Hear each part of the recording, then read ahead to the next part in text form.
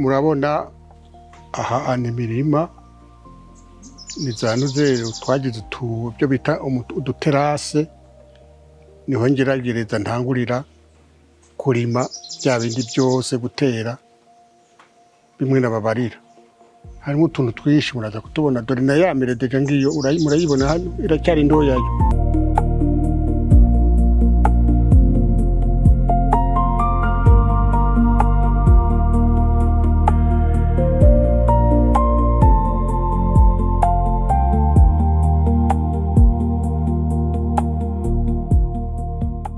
Millet novuga ku Burundi ko ari plante stratégique. Stratégique kubera iki? Kubera ishobora kugwanya bimwe bita ihindagurika ry'ibihe. Mona hano mu Burundi murazi ko bikunda gushika. N'ahantu rero Millet ishobora kumera novuga niko mu Burundi hose. Bon. Icyo gitegwa rero nacyo cyaje kiva hehe?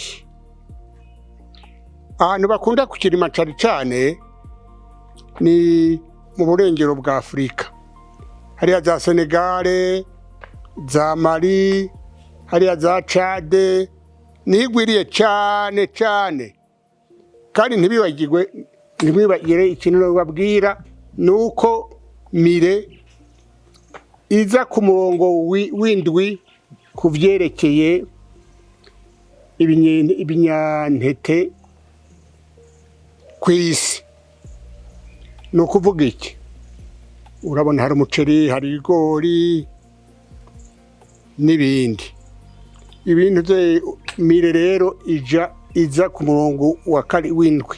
Izi ni imbuto za Millet imaze kwera. Izi rero umuntu ashobora kubandanya kuzikora kugira ngo umuntu ashobora kuzifungura, ariko nukubanza kuzisya ukaronka ifu yazo. Umaze kuronka ifu yazo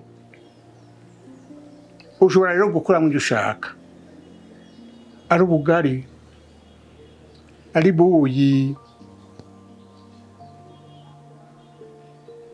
ibyo ushaka ushobora kuvanga n'ibindi. Iyi Millet rero abantu benshi ntibayizi. Ino mu Burundi ho nta gihe kirekire irahamara, ariko sinovuga ko atari kirekire. Yaje ivuye muri Tanzania. Yoba yatanguriye muri nuze muri za Aziya, muri Chine, muri Inde, niyo byaje biva. Ni kera cyane, kera ahize imyaka myinshi cyane. Biraza rero muri Afrika urumva byarahabaye, hanyuma bibandanye kuko bikunda kumera ahantu humye mu bintu by'imisenyi, ahantu imvura itagwa cyane. Niyo mpamvu ngarutse inyuma mvuga nti ni plante stratégique pour le Burundi, ku hantu hari ibintu by'ikizuba nk'akarorero murazi hariya muri za Kirundo hari igihe tubura n'izuba, tubura n'imvura, tubura imvura. Ibyo bintu byohamera rero byohakura. Bo hanyuma byaramanutse kubera nyine izo ngorane z'intuze z'izuba z'ubutaka bumwe bumera nabi. Iramanuka muri za Ethiopia, iraja muri za Tanzania. Uyu ntuze ministre yahora ari ministre akiri ministre w'uburimyi n'ubworozi Deogide, yayikura muri Tanzania araza ayihana perezida wa Republika. Perezida yarayirimye hariya muri za Gitega, ahantu hatari hato. bo uwo Deogide no mu Kayanza arayirimayo, nantuze domicile waha muri Berane nawe yayivanye muri Tanzania ayimpaye ntoke.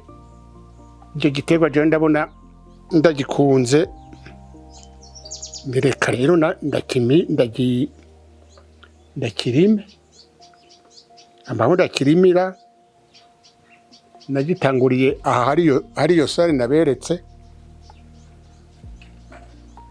none natanguye kwirima mbona irakunze, ndayishiramwo mbona irakunze. Domicile irafise n'amatongo muri ntuze muri za Tangara, ho afiseho hanini, ho naharimye nka hegitari yayo, mbona nayo irakunze ntoke. Murabona rero ko ifise kamwe ifise akamaro mu Burundi. Rero ubu ntugira barayijukiye cyane, naho niyo mpamvu n'ubu nibaza igituma batigeze bashaka kuyirima, kuko ahenshi iyo yaturutse nababwiye yagiye isimbura ifata ikibanza cyantuze cy'amasaka, amasaka gahera, ariko ntuziyomire ifata rero umwanya w'amasaka. Ntuze ikindi kintu cyatumye mire na ntuze cyashize gisimbuwe na mire ni uburo. Sinzi ko uburo mubuzi, ariko ubu ntibikiboneka cyane kubera ibintu by'amasi.